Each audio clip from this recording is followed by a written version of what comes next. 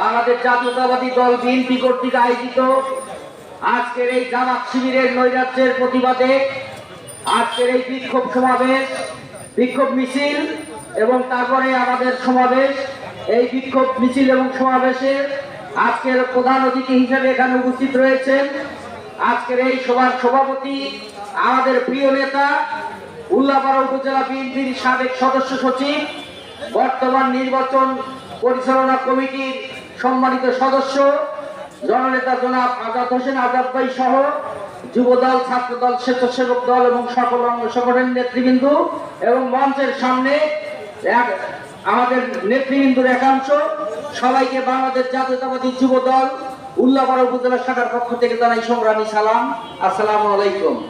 প্রিয় বন্ধুগণ, আপনারা ইলেকট্রনিক্স মিডিয়া থেকে শুরু করে ফেসবুক থেকে শুরু করে এই এক মাসের ভিতরে আপনারা লক্ষ্য করেছেন, যখনই দেশ আমাদের বিএনপির ভারপ্রাপ্ত চেয়ারম্যান তারেক রহমানের সাথে ডক্টর ইউনূসের একটা মিটিং হয়েছে, সেই মিটিং এ একটা নির্বাচন দিক নির্দেশনামূলক একটা নির্বাচনের তফসিলের সিদ্ধান্ত যখনই নিয়েছে, তারপর থেকেই শুরু হয়েছে নানান রকমের ষড়যন্ত্র।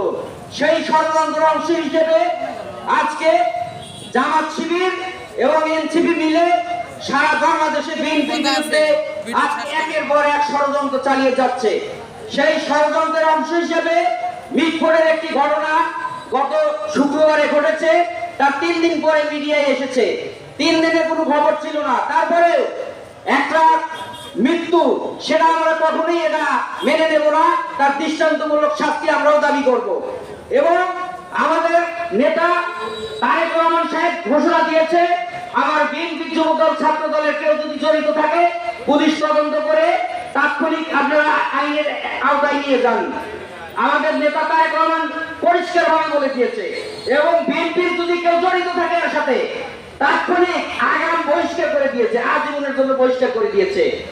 আমি একটা কথা বলতে চাই, খুলনার রূপসায় আমাদের যুবদলের নেতা 3 দিন আগে তাকে হত্যা করেছে, গুলি করে হত্যা করেছে। হত্যা করার পরে তার পায়ের রক কেটে দিয়েছে, 2 পায়ের রক কেটে দিয়েছে। আপনারা প্রতিটা মিডিয়ায় দেখেছেন। সেটা কারা করে? রক কাটা গ্রুপ করা, রক কাটা গ্রুপ জামাত ইসলাম, জামাত শিবির। বাংলাদেশ স্বাধীনতার যুদ্ধের সময় এই জামাত শিবির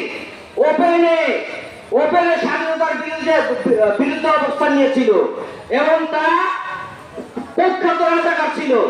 আওয়ামী থেকে শুরু করে